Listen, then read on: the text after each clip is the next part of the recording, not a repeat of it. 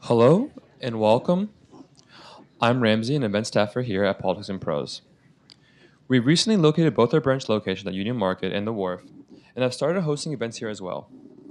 For a full list of everything confirmed, please check out our calendar. Also, if I can ask you to please silence your cell phones to not disrupt the event. Also, for Q&A, we'll have a mic here, so please form a line behind the mic, and we'll get to your questions. Also, after the event, we'll have a signing line, also sign behind the mic, and we'll come by with personalizations. I'm very excited to announce and welcome Keith Donohue, celebrating the release of The Girl in the Bog. Part fantasy, part mystery, part thriller, part send-up, this comic and pungent love song to Irish literature and a gif of gab does not merely bend genres, it braids them to Celtic knots. Keith Donohue works at the National Archive here in D.C. Until 1998, he worked at the National Endowment for the Arts and wrote hundreds of speeches for the chairman, John Formayer, and John Alexander. He has written articles for the New York Times, the Washington Post, the Atlantic Journal, Constitution, and other newspapers. Donohue holds a PhD in English from the Catholic University of America. His dissertation on Irish writer Flann O'Brien was published as The Irish Economist, a study of Flann O'Brien. Please welcome and join me to Politics and Prose, Keith Donohue.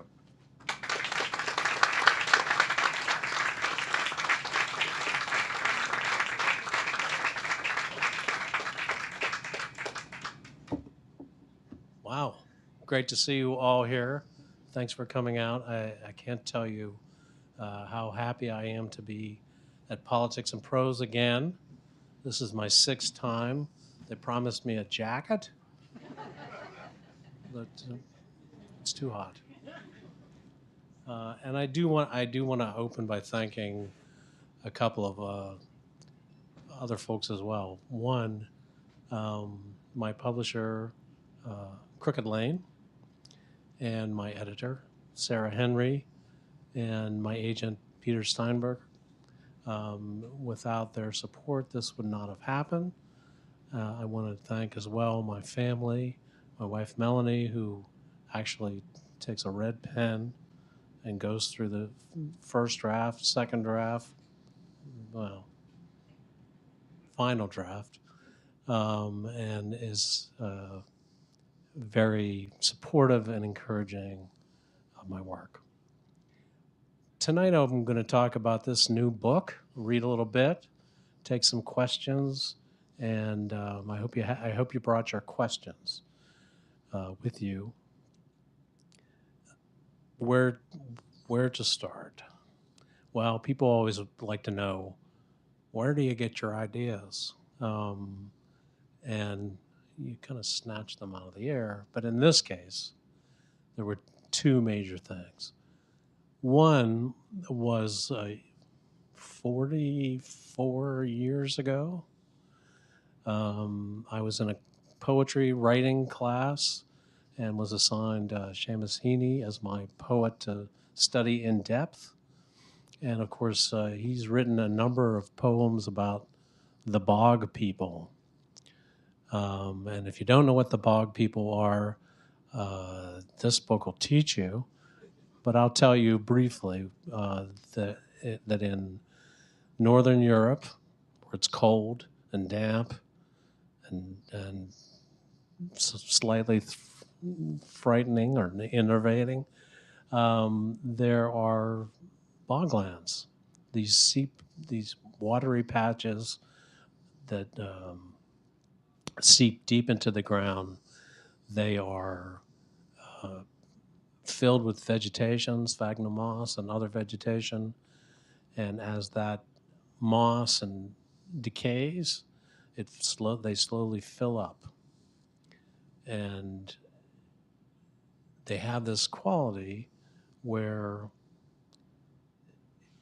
organic material, including bodies, becomes preserved or pickled in the juices of the bog. And slowly, as the peat dries, the material, the bodies, become encased in peat.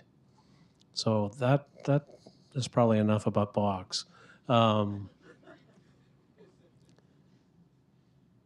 in the 18th century, 19th century, 20th century, scientists have excavated those bogs and found intact, preserved bodies from thousands of years ago. Well, how delicious is that for a novelist? So I had this idea 44 years ago when I was a lad of writing a story or a novel about a body in a bog. And I still have it. I still have that version of it. It's exactly half a page long, but it opens with the same scene that the girl in the bog opens with, where the body is uncovered by a farmer who happens to be digging for peat. And if you don't know what digging for peat is, they have a specialized shovel called a slane that as you push the slane in, as you push the slane in, is that going to happen again? Oh, good grief. As you push the slane in, a brick is formed. And then they take the brick, flip it up onto the soil, and it dries out. And after it dries out sufficiently, you can use it for the fireplace. So that's a big. It used to be a big industry in Ireland. I think that again, that's more about a bog than you really care to know. So this book opens up with a farmer who discovers a body in the bog. And I'm not going to read from that section because I just explained the whole thing to you. The other influence on this book is this book called The Toyn, or in English, The Cattle Raid on Cooley. And it's a poem of sorts, written or let's say put down in the Middle Ages by monks writing about events that happened hundreds of years previously. And it tells the story of the cattle raid on Cooley. Now, this happened, let's say, 4 years ago to me, reading this for the first time, about 4 years ago. So that, of course, I can combine this story, these two interests of mine, the Toyn, which is this lively, rollicksome, bawdy, funny, violent Irish epic. It's sort of the Irish Iliad, if you will. And in it, well, it begins with pillow talk. In it, Queen Maeve is in bed with her husband, Awhirl. And he tells her, aren't you lucky to have married me and got all my riches and land and livestock and so forth? And she says, I was doing fine without you. So they have a extended conversation, so we put it, in bed about who's got more stuff, who brought more to this marriage. And it finally ends up, Awhirl, the king, says, well, I've got the best bull in Ireland. And she says, well, I'll go get a better bull. And she raises an army and decides to get the brown bull of Cooley. And that's what the Toyn is all about. It's about the story of her assembling all her troops and going off to Ulster in the north of Ireland to steal this brown bull. Well, there's only one problem. Ulster is alert. Ulster has a fellow called Cuchulainn And Cuchulainn is this great Irish hero. He's this mythical force, larger than life, the best at fighting, loving, sporting, drinking, carousing. He's the biggest hero that you could imagine. All right. You don't need to know any of this to read the book. It's in the book. You understand I'm skipping over things.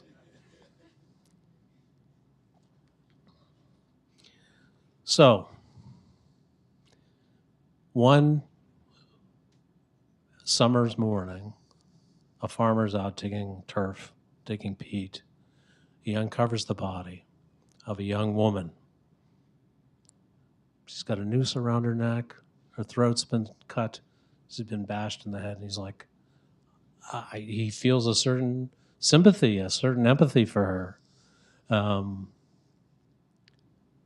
His friend comes along and decides to help him, and he immediately sees the notoriety that's going to come out from this discovery, and they'll both be famous, and maybe somehow they can make a buck or two out of it. So Mullany, the farmer who discovered the girl, and Burke, his friend, go out for drinks after they've discovered this body. But before that could happen, Mullany decides to go to the bog, take the girl, wrap her in tarp, and hide her in his shed. Okay, he doesn't quite trust Burke completely, even though they're old friends. So after this happens, they come home. After a few drinks, a few pints of the black stuff, they come home and they find the house has been stabbed. There's no other way to put it. All the sharp objects in the room have been forced into the walls and into the microwave and into the curtains, and things have been cut up, and there's a sword outside in the stone fence that's been jammed in there like Arthur's sword. And they are wondering what has gone on.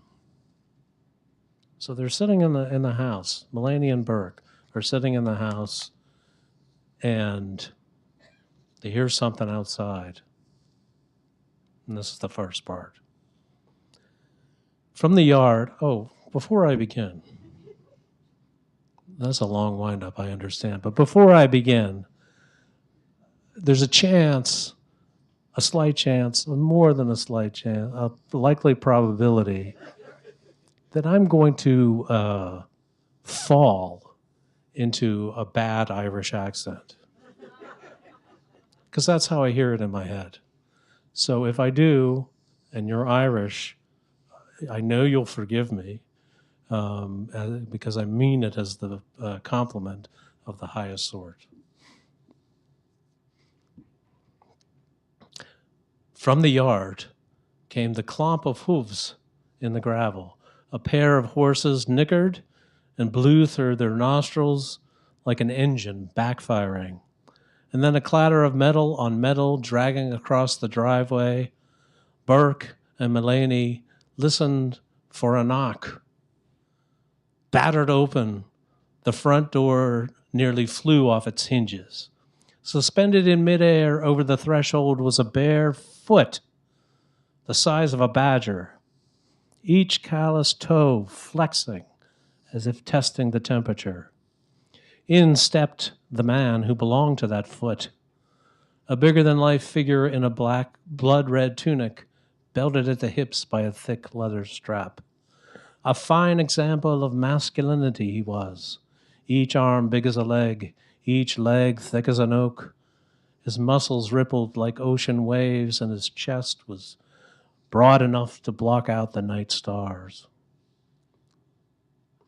A giant of a man, sculpted like an American footballer, and handsome too.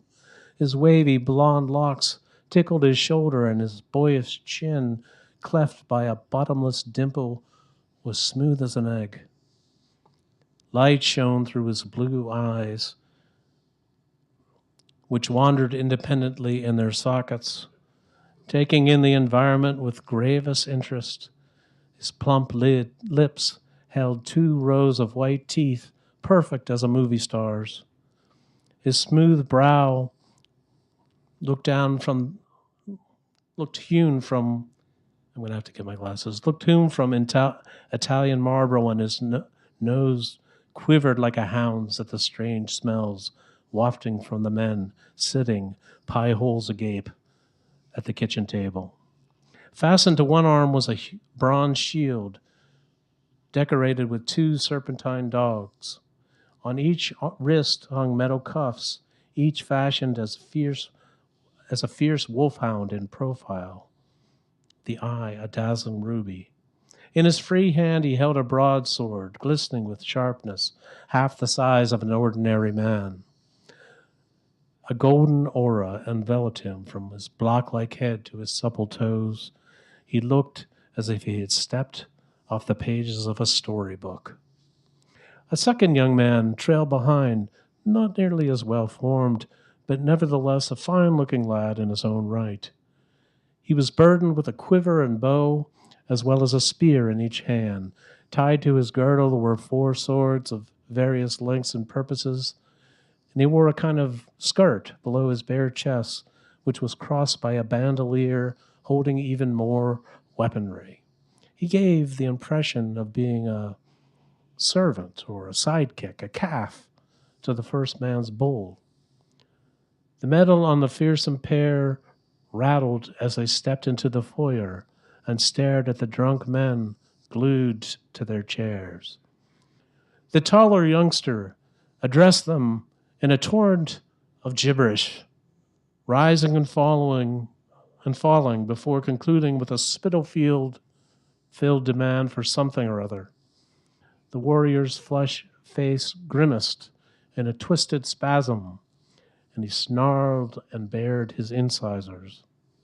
Dumbstruck and afraid, Burke and Mullany could not understand a word of it, though they intuited that he was as angry as an Ulster preacher, and they feared worse yet to come. The half-naked sidekick stood on his toes and whispered into his ear. The muscle man's shoulders drooped, and he slowly shook his head in some private disillusionment. "Try English," the assistant said. A storm of confusion swept across the shoreline of his gaze. Streaks of lightning crossed his eyeballs as he scrutinized the faces before him and grumbled at the prospect. The foreign words mangled between his ears and forked his tongue. A single scalding tear splashed to the floor, big as a cup of tea. "Where is she?" The voice had the hard edge of a northerner, and each word trembled as it escaped the cage of his teeth. Burke clasped a hand against his chest to steel his hammering heart, and Mullany grabbed the arms of the kitchen chair to stop from fainting. Petrified as pillars, they offered no reply. "You heard your man," the younger one said. "Do not trifle with his patience or test his temper. It's a good thing you were not here earlier for the first go-round when he was truly upset. This havoc was merely an overture. When he has a temper on him, death and destruction are the major movements of his symphony." The giant took a stone from the pouch at his hips, deposited it in a leather sling, and then whirled the contraption like a yo-yo before letting the missile fly. The stone whizzed between their heads and crashed into the oven door in an explosion of glass smithereens. He lifted a woolly eyebrow in their direction to indicate that he meant business. Waves of heat rose from the big fellow's forehead. "There's no need for violence, lad." Burke puffed out his chest and tried to bluster his way through. You boys mustn't be from around these parts, for we are peaceful folk. We will tell you what you want to know, but please let's all calm down. Who else could use a friendly drink? For the first time since he burst into the house, the great warrior allowed a smile to grace his lips. With a quick nod, he gestured to his aide to fetch a bottle. A noggin of whiskey was quickly produced, and 3 glasses were poured. The tall Ulsterman abstained, while the others imbibed, and instead he took an axe and pruned a strip of veneer from the kitchen table. With his hands and bare feet, he fashioned a hoop, using the nail of a big toe as easily as another might use a knife or awl. He inscribed some primitive slashes along the outer face. Satisfied with his writing, he casually tossed the band around the liquor cabinet, sealing it. His way of preventing a second round of drink before their business was settled. "Where is she?" he asked. "And who would you be looking for?" Burke asked.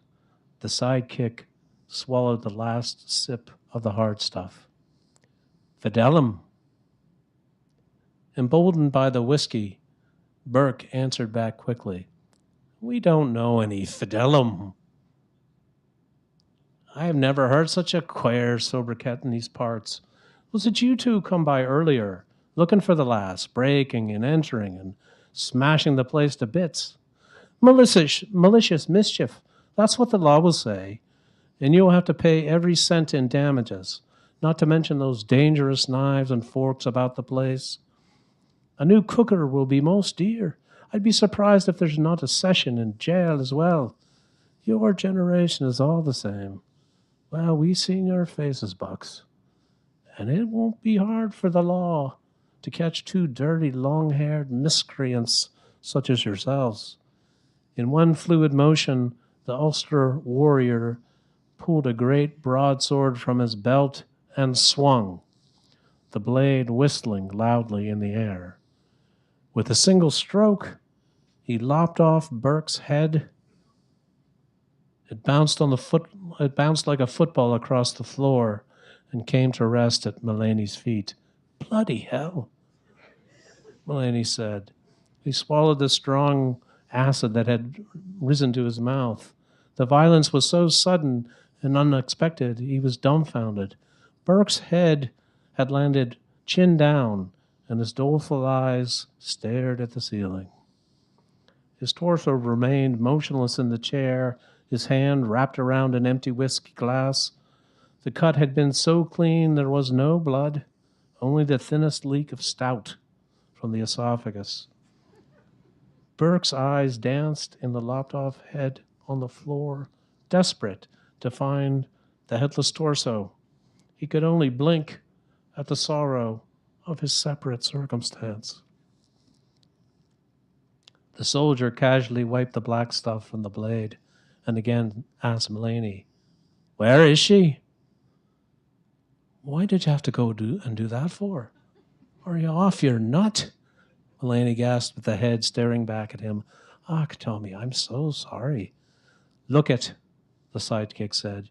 "Your man there talks too much. We poured you a dose of nice friendly whiskey. We asked politely, but this old fella would not shut up."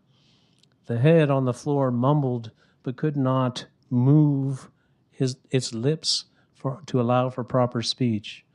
The giant wriggled his toes in Burke's face, ready for a corner kick. Mulaney leaned in for a close listen. He was confused by the muffled sounds escaping from the head, but knew he must act before something worse occurred. "Leave him be," he said. "I found a body in the bog this morning as I was cutting turf. If that's who you're looking for, this Fidelum, as you call her." The great warrior withdrew his foot and sheathed the broadsword. Resting his dog-knotted Celtic shield on an empty chair, he let out a sigh, windy enough for hawks to glide upon. The ice in his eyes thawed. I'll take you to the spot, Mulaney said. Burke managed a grunt from the corner of his mouth. But only if you can do something about my headless friend here. Can you work your magic wherever or whenever you're from and give the man the use of his head? The giant's lackey said something in the ancient tongue, older than Old Irish, a sing-song of clacking consonants and phlegmy throat clearing. Mulaney thought he recognized the word keen, which he knew meant head, though the rest of their dialogue remained obscure. In the end, the big fella nodded and stuck out a great paw. In that monstrous mitt, Mulaney's own hand disappeared entirely. From his armory, the great hero took a javelin and jammed the point into the floor. Then he scaled it like a monkey and balanced on the blunt end. Scrunched against the ceiling on his perch, he supervised as his secretary maneuvered the head in place, screwing it on like a cork in a bottle, till Burke was neatly restored. Burke sputtered and swore as he craned his neck from side to side several times. Guys, those are who? He asked, aware as he spoke that something was wrong with what he was saying. Your plumbing was put in backwards, Mulaney said. Burke's hand flew to his throat, checking for the proper fit. The two young soldiers laughed at his misfortune, and Burke took a moment to understand he had been the butt of a practical joke. With a flick of his finger and thumb, the warrior gave the head one final clockwise spin. Burke coughed out a wee frog, which hopped toward the sink. The two yokes collected their swords and spears and began girding their loins. They took a final look in the mirror by the door to adjust their tunics and comb their golden locks with their fingers. Who are those guys? Burke asked. Have you never opened a book in your life? Mulaney asked. Not even a comic book. When you were a lad, if only for the pictures. Do you know a thing at all about your native land? Look at his shield and those bracelets. What do you make of those knotted hounds? I'm telling you, these fellers are straight out of Ireland's bloody past. The valet swept his arm like a maitre d'. Your chariot awaits, messieurs. In two long strides, the marvel was through the doorway, his servant on his heels. Burke and Mulaney reluctantly brought up the rear. That's Cuchulainn, Mulaney whispered. The Hound of Ulster. That's the first little section.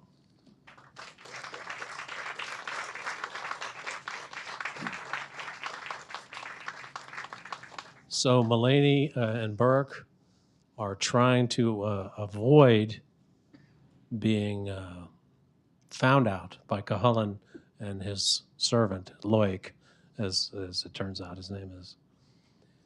So that's one side of the war, the cattle raider Cooley. The other side is Queen Maeve's side.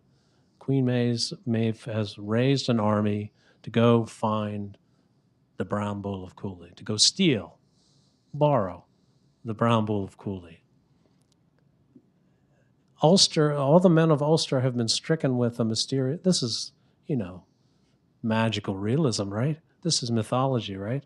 All the men of Ulster have been stricken with a mysterious sleeping sickness, and only Cuchulainn is left to face this great army. Thousands of people from all the other three provinces and Connacht are gathered under Maeve's rule. And Maeve is a great character. I mean, she's a fantastic character, strong woman. So she's marching out to go do battle against one guy, Cuchulainn. Thousands against Cuchulainn. Along the way, she meets this lass named Fidelum, who is a poet and a seer with the gift of the second sight, as they say. And she says, to kind of give her troops some encouragement, she says, I hear you're a seer, Fidelum, and how are we going to do with these in this fight, right? She says, Fidelm says, I see crimson and I see red. I see the fields of Ireland stained with the blood of many a warrior. You cannot beat Cuchulainn. Maeve says, come on, go on with yourself. So, as I said before, the Toyne begins with there's some question about where it begins, but the action begins with an episode called Pillow Talk, and so I had that element, this Queen Maeve character, and I decided, well, wouldn't it be fun if she and Alil, her husband, were this kind of screwball couple in the modern world? They come into the modern world, and it's more like the Thin Man. You know, they're like flirty, funny, you know, but genuinely in love with each other, as Myrna Loy and the other fellow were. Yeah, I know. I just prefer to think of Myrna Loy. So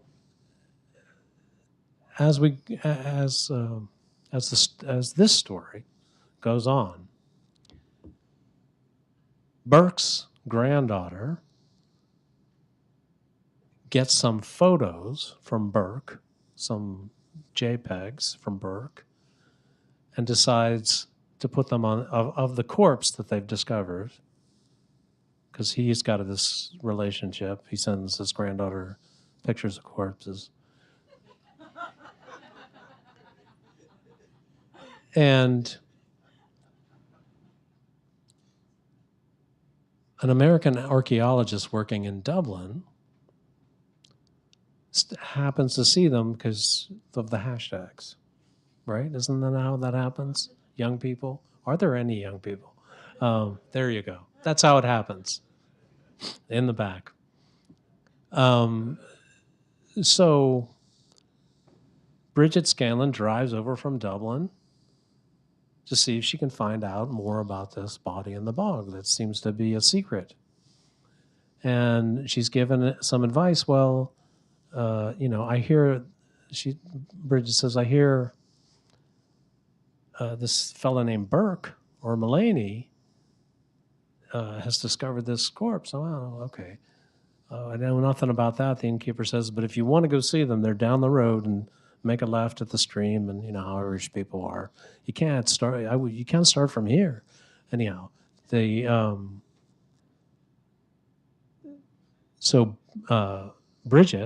the archaeologist, happens to go into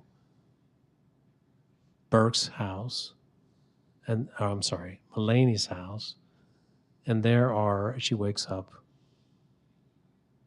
Maeve and Alil. She wakes them up. And they have a conversation, and they decide, well, let's go look for this Burke fella. So they go over to Burke's house, Bridget, Maeve, and Alil go over to Burke's house, and who's there but an old gray lady watching the TV, wanting nothing to do with them. She happens to be watching Red River with the John Wayne movie about the cattle trail. She wants nothing to do with them. She's just like, could you go? I'm watching the movie. And they barge in and decide, well, we want to find out about this Burke. And this old lady is interested in Bridget, the American. Like, where are you from? Who are your people? She finds out she's from Philadelphia, of all places. Turns out the old woman is a banshee, which is this harbinger of death in Ireland. A woman of the fairies. So she decides, after much cajoling, to take these people to the rest of the fairies and find out what they're get them out of her hair, essentially. I think that's all set up. If there's something else, the banshee was a spry for a woman her age, and the others struggled to keep pace with her. She cared nary a whit for the obstacles, not even the unholy minefield of the cow pastures. The plate-sized patties were so numerous and invisible in the night that it was impossible not to step in the shite. The two lovers, Alil and Maeve, did not seem to mind getting dirty either, but Bridget was disgusted by the smell coming off her shoes. "Where are we going?" she asked. "Who are her people you keep talking about?" Maeve linked her arm with Bridget's. "We are paying a visit to the people who foster your well-being. The cobblers." "The folk of the hills," Al said. "The good people. The wee ones. We are going to the other world, honey, to have a word with the enlightened." "For the love of Mike," the banshee said, "we are calling upon the fairies. I am the banshee, after all, woman of the fairies. Have you no Irish on you at all?" "Right so," said Al. "The fairies. You two are so superstitious. You cannot say their name and break the taboo. A fine pair you are. The thing you must remember is the fairies have no interest in you at all. Zero. They would not be kidnapping you, sure. Where would they put you? Taking all the space and natural resources? On a fine night like this, it seems like a grand idea, but where would they hide you in the pissing rain? Or how would they keep you entertained in the long nights after Samhain?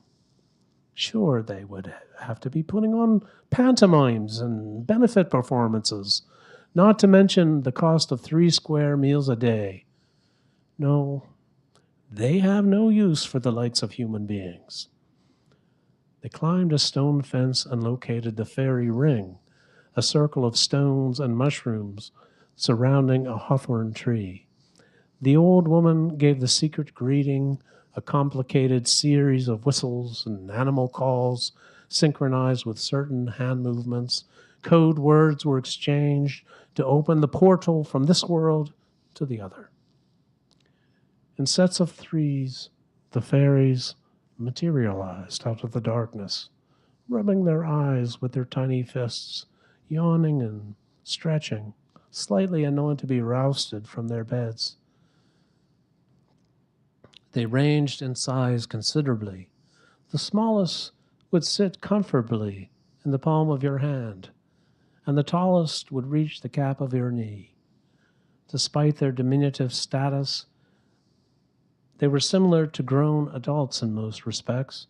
3 or 6 of them might be considered fairy children, changelings perhaps. Half of the rest were men and half were women. Some had beards and some had red hair. All wore costumes that blended in with the nearby rocks and heather, and one even wore a suit of water.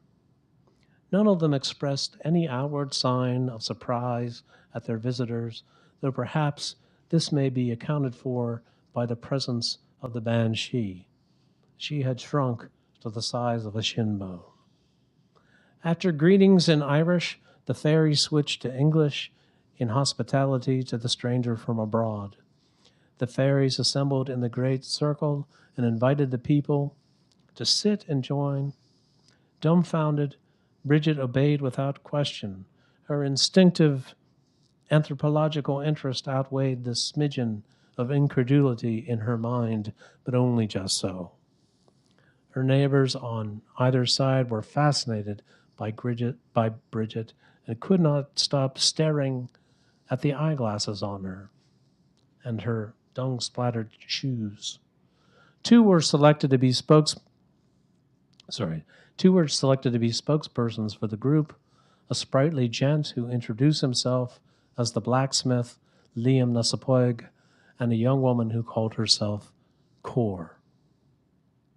You're a long way from Rath Krogan, Your Grace, and the portal from that world to this at Owenagget. What can we do you for? Liam asked as the familiarities were over. Maeve took the lead. Begging your pardon, but we are on the lookout for two human men, a Burke and a Mullany, who are out at this wee hour somewhere in the nothingness of Connacht. Liam produced a pipe from his trousers and stuck it in his mouth. They must have done something serious to warrant the attention of a king and queen, not to mention the claustrophobia of passing through the cave of the wildcats. I would not welcome such a tight squeeze. Tell me, did Burke and Mullany steal somebody's shoes? The fairies tittered at the question. It was their favorite one. No, Maeve said. They did not steal any shoes. Were they messing about with a slingshot, using a chunk of cheese for ammunition? No, Maeve said. I am always on guard for such flummery. They haven't been bothering the sheep.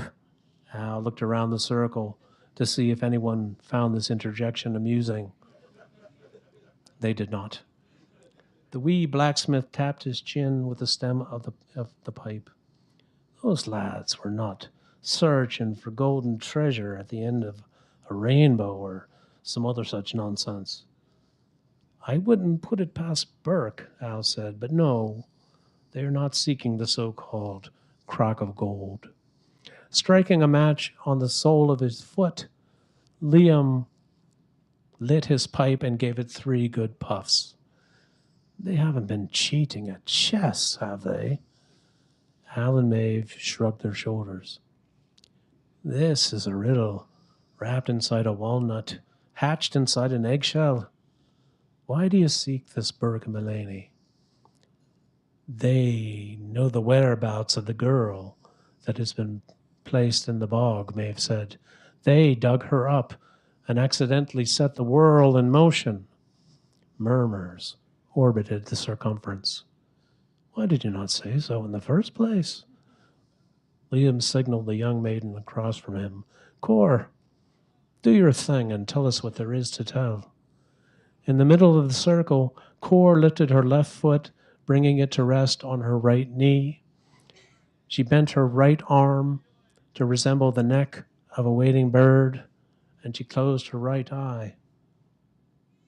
What's going on? Bridget asked. Is this some kind of Irish yoga? The posing crane? One leg to stand between this world and the other, Cor said. One eye to stare into space and time. Not everyone can manage the crane crouch, Liam said. Takes good chakras and special training to transcend the material world. Swaying to keep her balance, Cor intoned the transcendent chord to unlock her vision.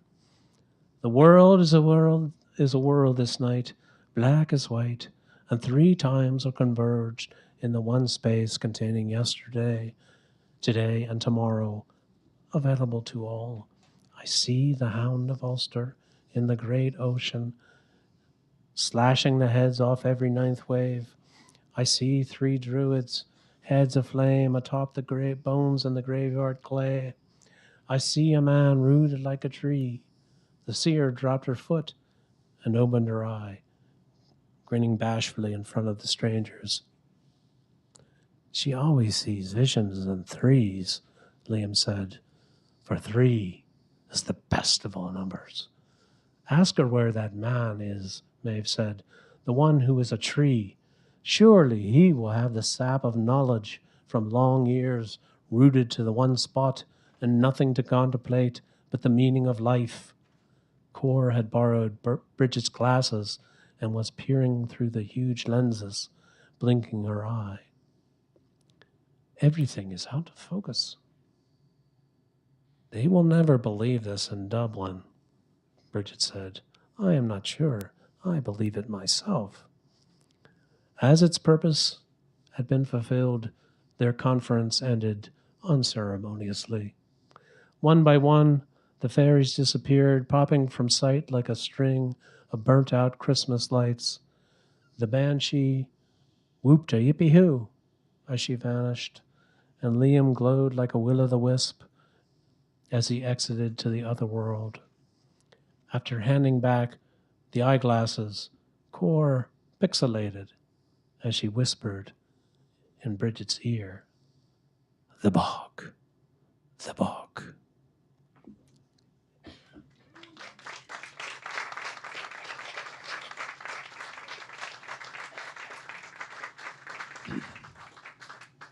So we just got back from Alaska, where it was like 60 and spring-like, and came back here, and my God, the allergies have just like jumped into my throat, like the wee frog that hopped out of Burke's. But in the old clock on the wall, as I said, that it's now time for questions, and I'd be happy to entertain any and all that you have. And there's a dog in the front row, and there's a dog in the book. The dog, it's a border collie, naturally. And I think the dog, in some ways, might be my favorite character, Bonnie. The microphone is right there. She's just shopping. What should I buy? The girl in the bog.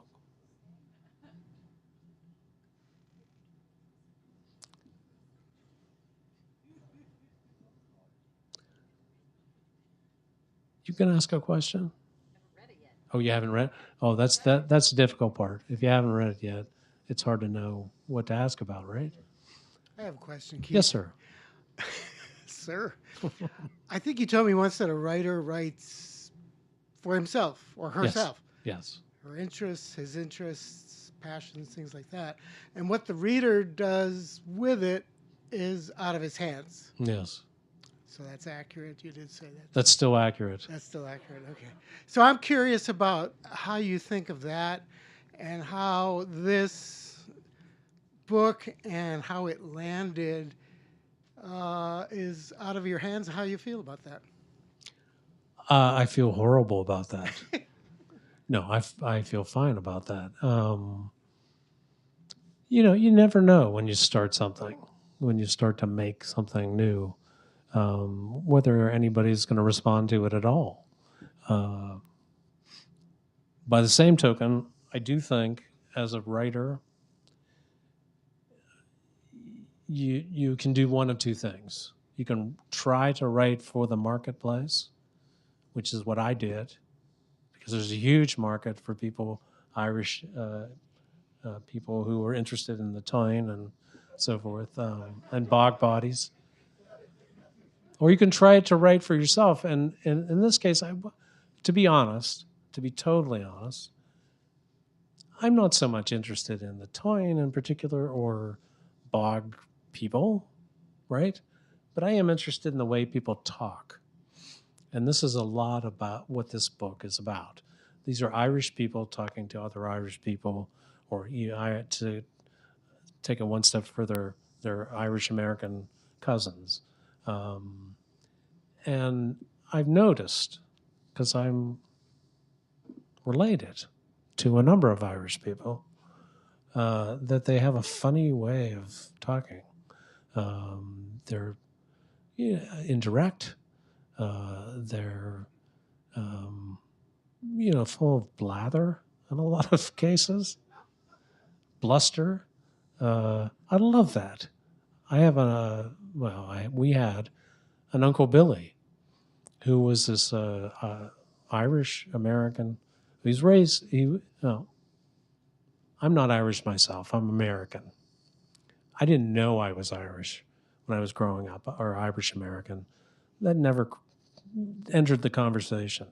My dad had one record of Irish music, but he also had Mahalia Jackson and Herb Alpert and, eclectic Reader's Digest, greatest hits. Greatest American Song book or whatever. And so that was part of the mix, but nobody made a big deal out of it. And so I was kind of, American kid going along. I got to college, and I went into a bookstore, and on the end cap, facing the door, was a book called "It Swim Two Birds" by Flann O'Brien. For those of you lucky enough to have read it, it's fantastic, and it's a big influence on this book. But it starts off with a novel. Why should a novel have only one opening? Why not three openings? And I'm an 18-year-old kid from the sticks, and I was like, I didn't know you could do that in a book, in a novel. It was tremendously freeing and wonderful, eye-opening experience. And it's set in Ireland, and it's got Irish themes and whatever. And I was off. I was off on that mad chase for my Irish roots, if you will. And along the way, you find,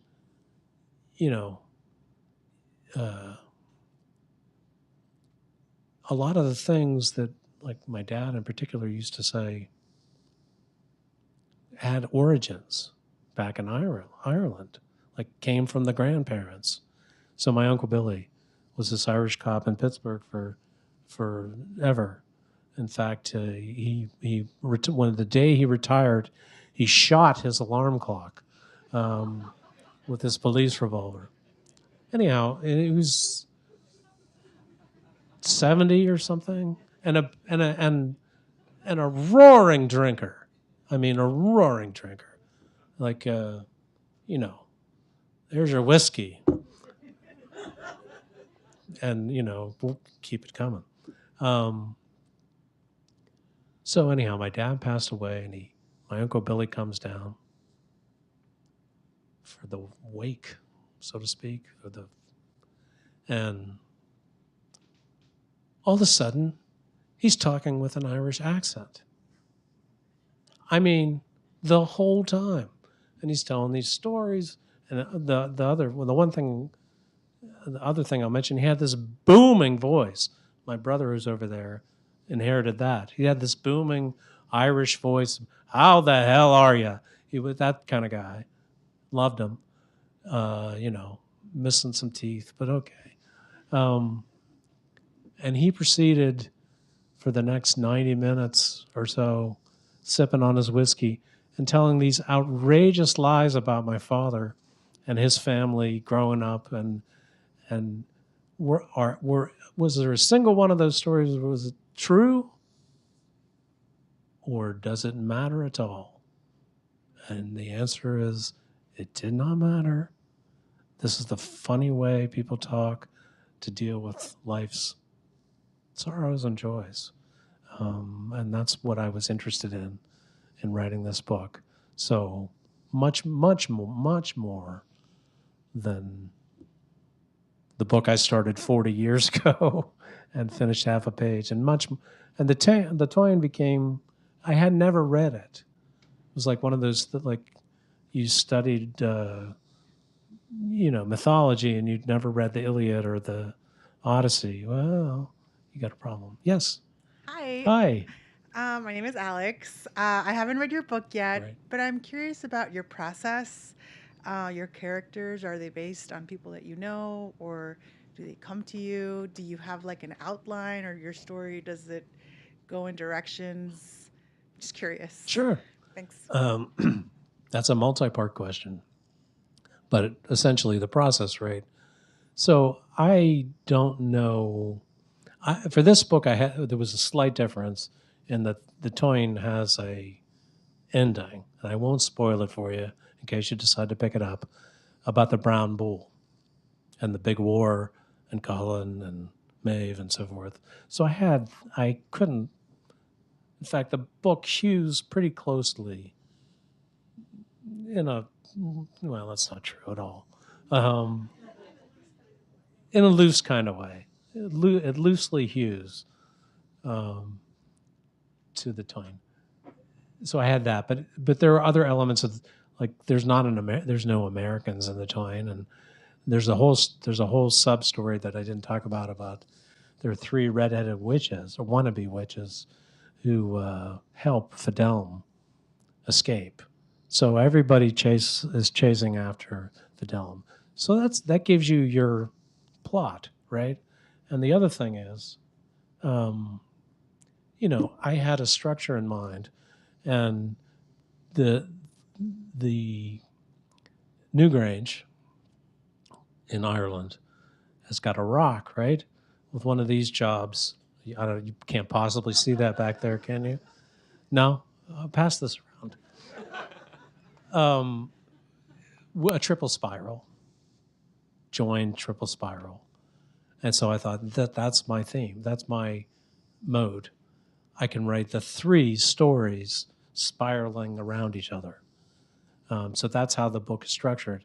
And that's where I really start, is with not the plot so much, but the structure. Like, how is this going to work for me? So I had Colin, and in the Twain, he's not a big dope as he is in this book. I mean, he's kind of a dope in this book, to be fair. He and Burke play chess, and Burke, Colin changes the rules so Burke won't win, and all this other stuff. So I had, and Maeve and Al were the screwball couple. I just decided, kind of as I was going, wouldn't it be fun? And that's what animates the book, is, I hope, is a spirit of fun. Yeah, Hi. You're not ready for questions. No, I'm answering I'm questions. just African American and proud to be Irish. Great. So, Cool. Erin Gabra. You're smashing. Yeah. This is my neighborhood bookstore. Terrific. Yeah.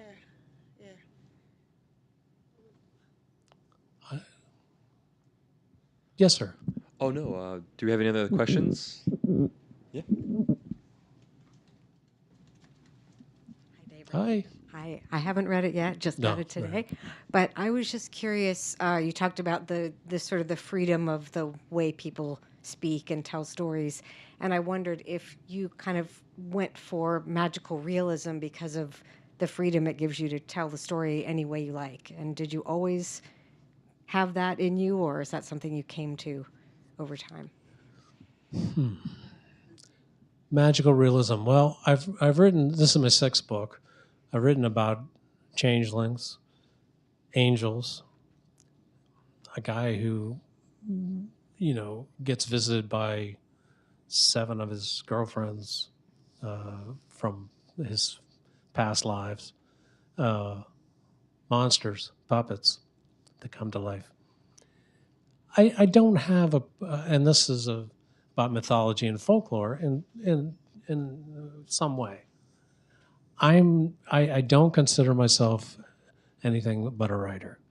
I don't think of myself as a fantasy writer or a horror.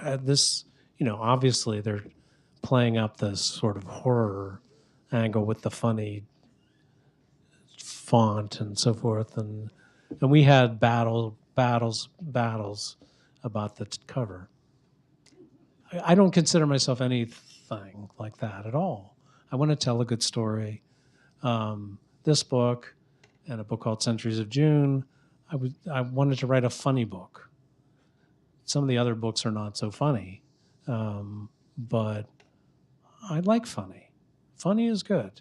I think we see that in the world at large, where there's kind of a joy creeping back into life, probably post-COVID or whatever. So this was more,